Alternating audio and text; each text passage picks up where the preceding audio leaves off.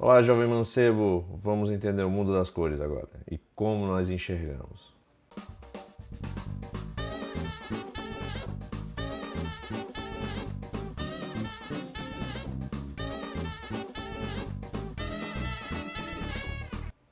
Então, na aula de hoje, nós vamos entender um pouquinho como é que a gente enxerga e o que é que a gente enxerga. Perfeito? Vamos lá. Então, nós vemos cores. Tá? Bom, essa imagem quebrou a internet um tempo aí atrás. Você vê que cor? Branco e dourado, azul e preto, ou azul e dourado. Bom, deixa eu lhe dizer que esse vestido foi fotografado com uma iluminação contextual um pouco estranha, né? Muita saturação ao redor. E esse mesmo vestido na internet para venda ele é assim, ou seja, ele é azul e preto. Por que isso acontece? Bom, a mesma cor, só com um efeito de iluminação diferente, faz com que você perceba ela de maneira diferente. Perfeito? Ou seja, estudos mostram que a gente não enxerga a cor sozinha, a gente enxerga a cor no contexto onde ela está. Então, às vezes, uma cor que parece ser uma coisa pode ser outra em função do contexto ao redor. A brasileira nós temos essa havaiana. E aí, que cor você acha que é essa havaiana? Dourado e azul? Preto e azul? Branco e azul?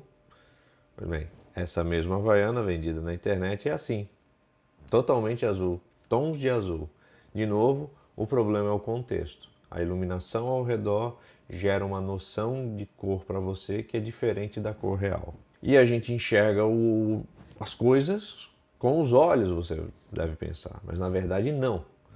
Nós recebemos a informação que vem da luz pelos olhos. Então, vai para o olho e o olho manda um pulso elétrico para o cérebro e é o cérebro que enxerga. Bem dizer, é isso. Tá? O olho tem uma estrutura extremamente complexa que é a retina.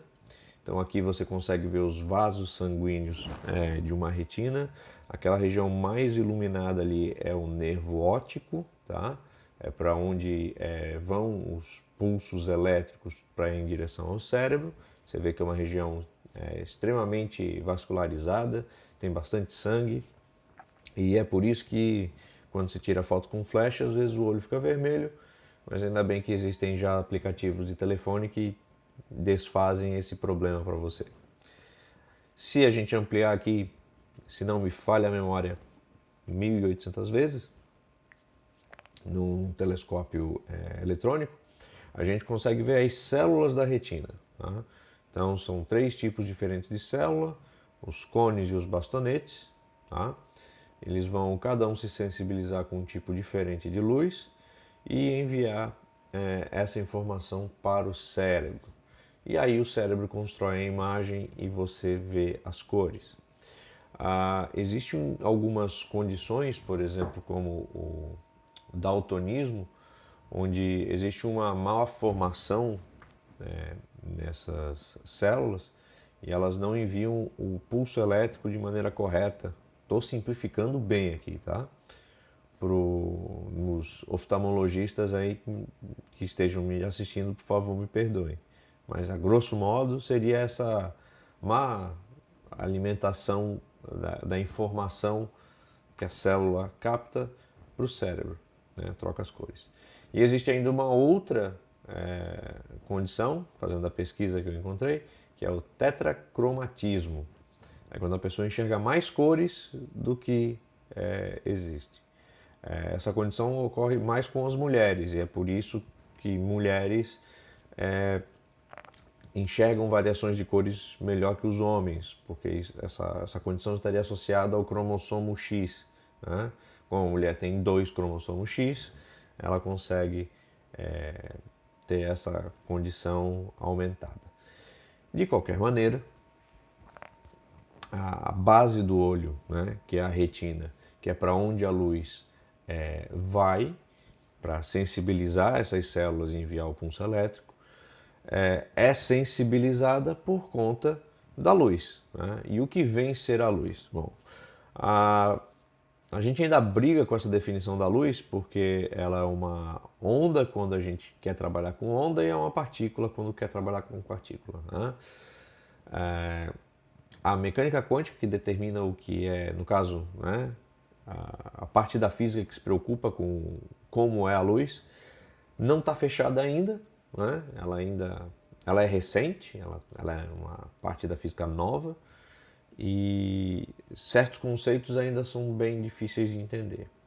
Nós vamos trabalhar a luz como sendo uma onda para facilitar a nossa vida, tá? Porque ela vai ter comprimento de onda, ela vai ter frequência e tudo isso faz parte do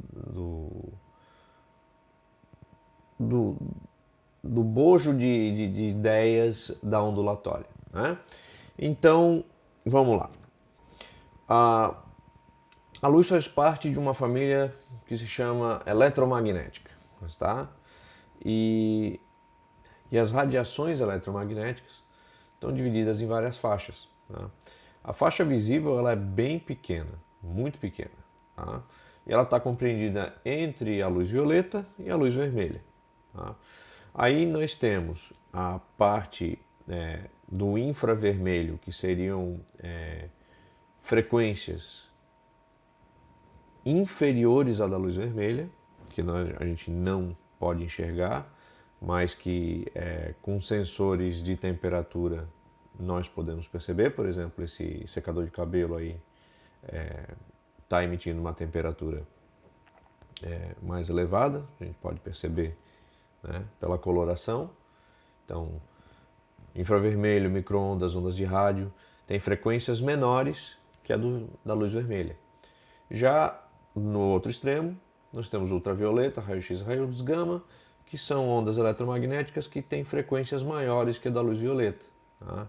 E aqui a gente pode ver com essa filmagem com um sensor de ultravioleta, que o protetor solar é algo que bloqueia, né, a radiação ultravioleta, tá?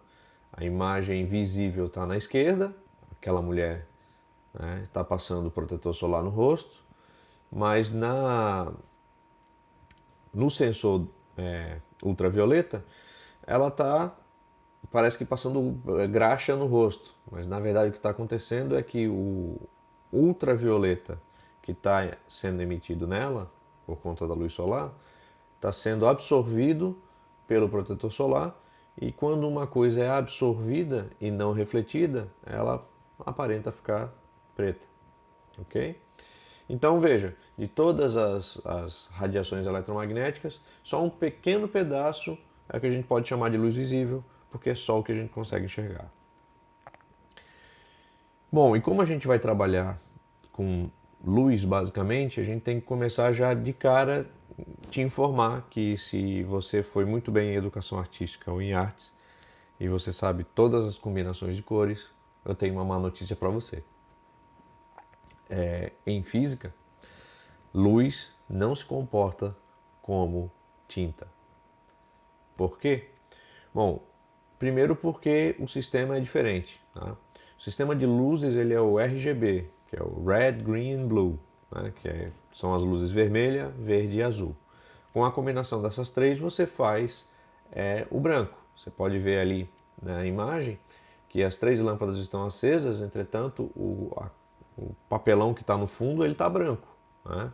As sombras estão com as colorações diferentes, que são as combinações secundárias de cada uma dessas lâmpadas. Então, quando você põe esse lápis ali na frente, um tipo de luz não está conseguindo iluminar a sombra, né, que está formando atrás. Então, quando você mistura, por exemplo, a luz vermelha com a luz verde, fica amarelo. Quando você mistura o vermelho com o azul, fica o magenta. E quando você mistura o verde com o azul, fica o ciano. Isso para a luz. Tintas já são diferentes. Inclusive, nós temos o sistema se chama SYNC, né, que é o ciano, o amarelo, o magenta e o preto. São sigla em inglês, né? Se você misturar essas três, você não forma o branco, você forma o preto. Então veja, A diferença fundamental é que uma é uma reação física, né?